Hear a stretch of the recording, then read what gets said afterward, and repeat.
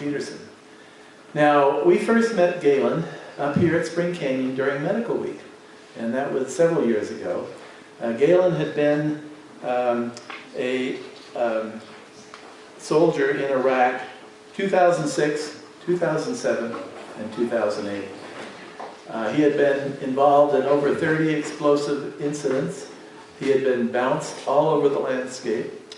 He and one individual with him single-handedly charged a position held by the Al-Qaeda.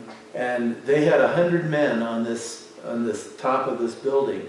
He and one individual charged that building, completely eradicated that position, and sent the enemy running. For that, he received the Bronze Star with that for battle.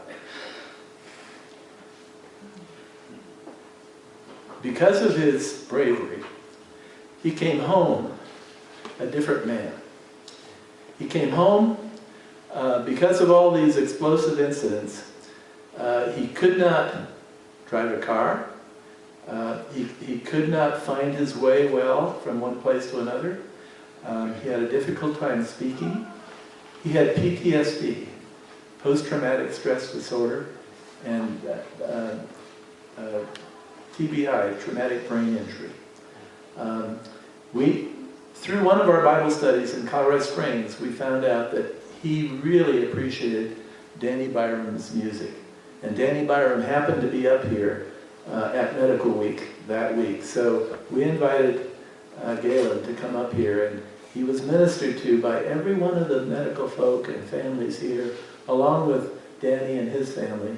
And then there was a long-term process after that, where he continued to be ministered to by the Bible studies in Colorado Springs and by Danny and his family.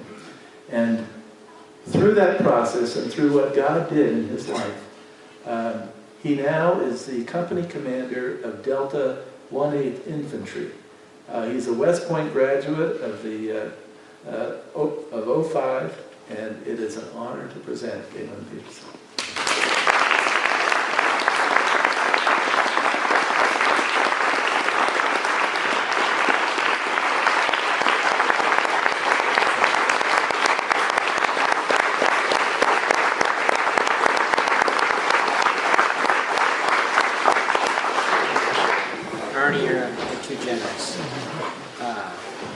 Thank you all for coming and inviting me again to Medical Week. First time I crashed it, second time I crashed it again.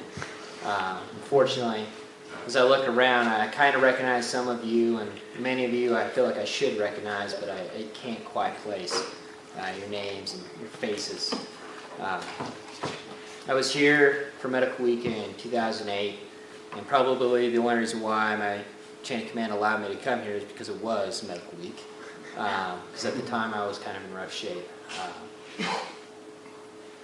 I came back from Iraq on June 9th, 2008, after being hit by an IED on June 8th, that knocked me unconscious for 2 hours, broke my ribs, dislocated my shoulder, messed up my kidney and my liver, and kind of turned me into a vegetable mentally. But before that, it had been a rough deployment already.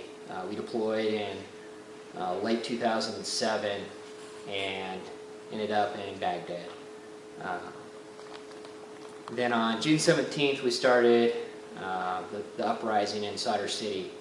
And the uprising started with me losing Staff Sergeant Elledge, Sergeant Simpson, and Corporal Hansen was also wounded.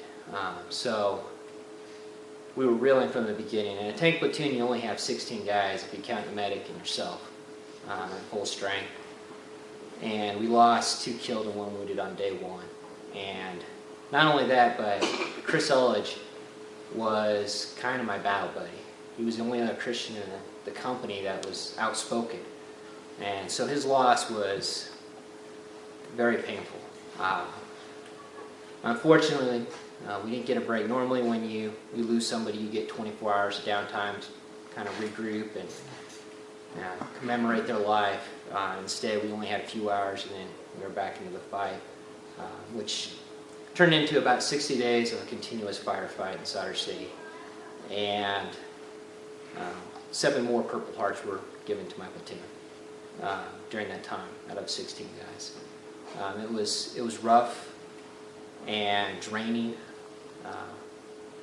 and the guys were absolute lions.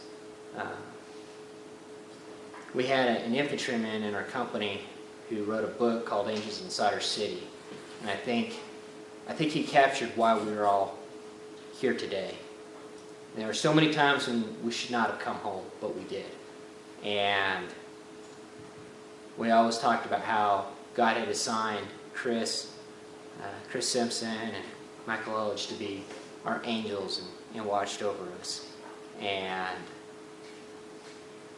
at the same time, I also know that OCF was ministering over me at that time, because small group, with Chuck Hendrick at the lead, I know that they are some very devoted and fierce prayer warriors, and they had us lifted up in prayer constantly, and it was felt. A lot of times when you think of OCF, you think of ministering to you, making sure that our walk is straight, but it was literally brothers in arms keeping us safe. And then when I came home, the OCF ministry shifted into another gear. At the time I was not married. In fact, Sarah had to bring me letters to prove who she was to me because I didn't remember her. And it took her actually about 4 or 5 months to really convince me, which is kind of embarrassing today.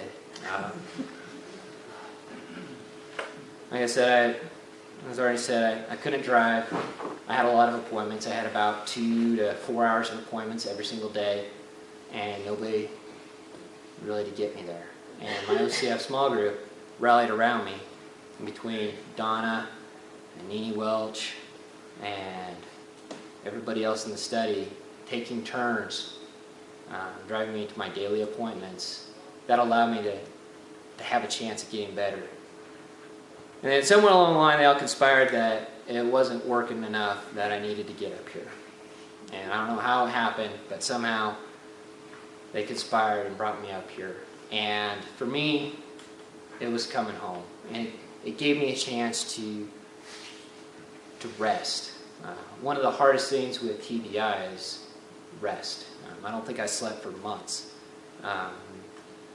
Y'all were kind enough to let me crash with you guys, even though I'm sure I kept you up. I don't really remember. So, but the rest that I got here helped, and I was able to start therapy right after that. And eventually they got done with that, and then they could work on the shoulder. Here I am. Medically speaking, I'm about 95% recovered. I fought off the med board, and not only did they allow me to stay on active duty, but even let me take command, which is a great honor. And even when you think that your course might be run and God has used your life for what He had intended there, that chapter might not be over. And hopefully we can all remember to listen. I'm not the best listener, but I think I have to listen on this case. So thank you for letting me come and crash Medical Week one more time.